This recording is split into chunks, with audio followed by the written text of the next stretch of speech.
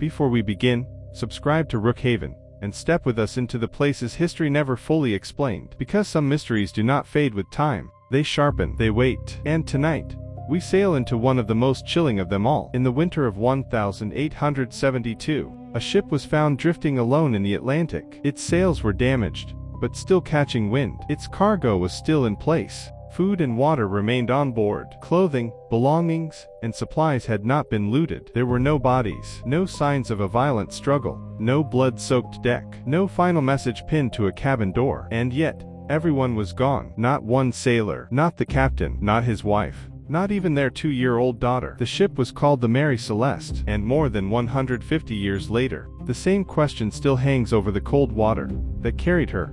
What really happened to the crew? This is the kind of case that feels supernatural at first glance. A ghost ship found sailing without a soul aboard. A vessel that seemed abandoned in haste, but not in chaos. A mystery so unsettling that fiction rushed in to fill the silence almost immediately. Sea monsters, pirates, mutiny, murder, curses, conspiracies. Every generation added something darker, but the truth may be stranger than any legend, because what makes the Mary Celeste terrifying is not the idea that something impossible happened. It is the possibility that something very human happened. A mistake, a fear, a judgment made in the wrong moment, enter the wrong sky. The Mary Celeste did not become famous because it was destroyed. It became famous because it survived. That is what haunted the world. The ship endured. The people did not. Imagine approaching it from another vessel, somewhere east of the Azores, in rough Atlantic weather. At first, maybe it looks merely troubled. Then you notice the odd movement. No clear command on deck. No answering signal. No sign of life. As you come closer, the silence becomes impossible to ignore. A ship should sound alive. Boots on timber, rope under strain, voices over wind.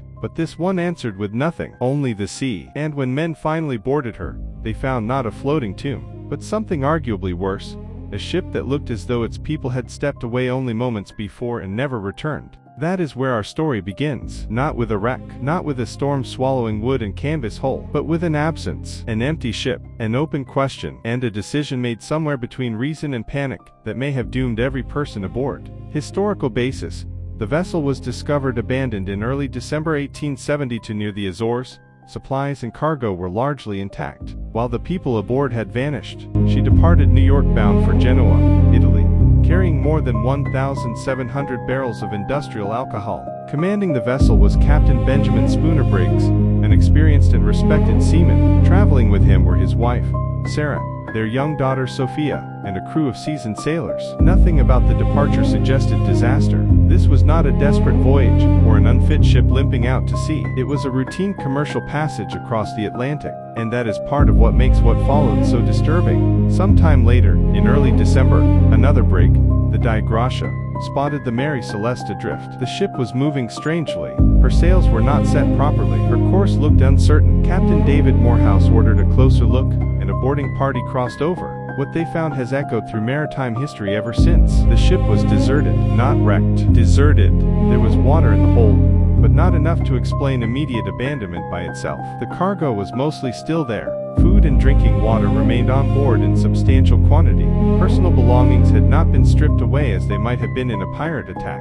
There were no obvious signs of battle, no confirmed evidence of mutiny, and no indication that the ship had been consumed by fire or explosion. But the longboat was missing, so were certain navigational items. One pump had been taken apart. The last known log entry pointed to a position near the Azores from days earlier. That gap is everything.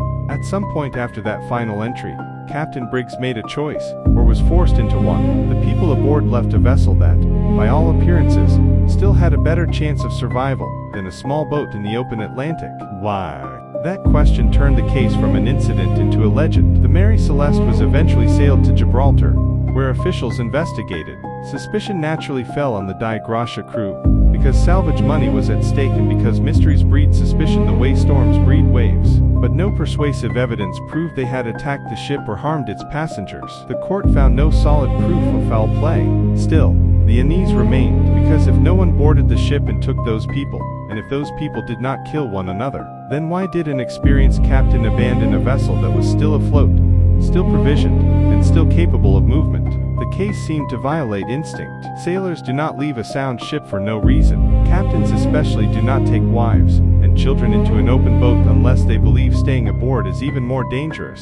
So somewhere between New York and the Azores, something happened that convinced everyone on board that the Mary Celeste was no longer safe. And whatever that something was, it left almost no trace behind. Historical basis. The ship left New York on November the 7th, 1872, bound for Genoa with industrial alcohol. It was found deserted in early December with food, water, and most cargo intact, while the longboat and some instruments were missing. Once the story spread, explanation gave way to imagination. Pirates were blamed, but pirates generally take valuables, cargo, or captives, and the Mary Celeste offered no convincing sign of that. Mutiny was suggested, yet there was no clear evidence of bloodshed, no confirmed struggle, and no meaningful reason. The crew would abandon a profitable vessel after taking control of it. Sea monsters and supernatural forces made for dramatic retellings, but they explained nothing and belonged more to folklore than fact. Then came the explosion theory. Because the ship carried alcohol, some argued that fumes may have built up in the hold, creating either a small blast or the terrifying threat of one. Even without fire, the sound or shock of escaping vapor might have convinced those on board that a catastrophic explosion was imminent. Faced with that possibility, Captain Briggs may have ordered a temporary evacuation into the longboat, intending to remain tethered nearby until the danger passed. On its face, that sounds possible, but there are problems. Later investigators noted that the cargo remained largely intact, and the ship did not show the kind of damage one would expect from a devastating blast. Other details complicated the theory further. Over time, researchers began to focus less on dramatic destruction and more on misinterpretation, and that is where the most chilling explanation emerges. One of the ship's pumps had been disassembled. The sounding rod, used to measure water in the hold, was reportedly found on deck, suggesting it may have been used shortly before abandonment. If Briggs believed the ship was taking on dangerous amounts of water, and if the pump was not functioning properly, he may have concluded that the vessel was sinking, or soon would be. Add rough weather, uncertainty, the presence of a wife and child, and a volatile cargo that might already have heightened nerves, and the picture changes. Now the mystery is no longer about madness, it is about error. An experienced captain, reading incomplete signs in a hostile environment, may have made the worst correct-sounding decision of his life. Leave the ship, take the boat, stay close, wait out the danger. If that was the plan, it only needed one violent gust, one snapped line, one heavy swell, one moment of distance becoming too much distance. In the open Atlantic, a longboat separated from a larger ship would have little mercy waiting for it. The Mary Celeste, and her partial sail, could keep moving. The people who left her could vanish within hours. And that is what makes this theory so devastating. They may not have been hunted.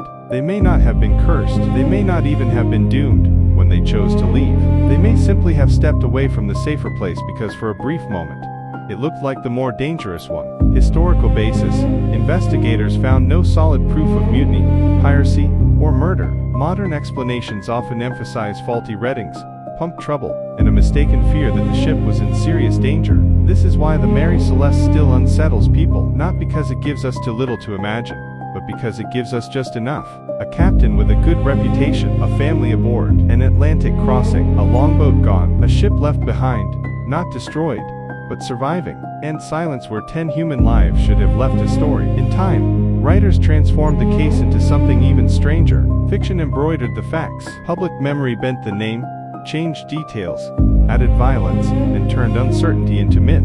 But beneath all the embellishment, the real case remains more haunting than the legend, because the likely answer is so ordinary in its structure, and so catastrophic in its result. Someone looked at the evidence in front of them, someone made a judgment, and the sea punished it. Think about what that means. The people aboard the Mary Celeste were not careless dreamers wandering into the unknown. They were mariners. They understood risk. They knew what the Atlantic could do. And still, something convinced them that staying aboard was more dangerous than leaving. We will probably never know the exact sound that triggered the fear, the exact wave that changed the mood, the exact conversation on deck, the exact moment Captain Briggs decided. Maybe he saw rising water, and no reliable way to control it. Maybe he feared fumes from the cargo. Maybe weather, malfunction, and uncertainty combined into one unbearable conclusion. But whatever happened, the end may have come not in the ship itself, but just beyond it, in a small boat exposed to a vast and indifferent ocean. And perhaps that is the cruelest version of this mystery. The Mary Celeste was not a death trap. It may have been a lifeline. The true horror is that the crew might have abandoned it believing they were saving themselves. History remembers the vessel because it was found, The people were not. No final testimony, no recovered boat, no marked grave, just a drifting ship and a wound in the record that never closed. So what really happened to the crew of the Mary Celeste? Maybe no ghost ever walked her deck. Maybe no monster ever rose from beneath her hull. Maybe the answer is simpler, colder, and harder to bear. They were alive when they left, and the sea took them for it. If you enjoyed this journey into one of history's deepest maritime mysteries, subscribe to Rookhaven for more stories, where the facts are real, the darkness is older than memory, and the unanswered questions are sometimes the most terrifying part of all. Historical basis: no confirmed foul play was proven, and the strongest mainstream explanations center on abandonment rather than supernatural causes. The people aboard were never found.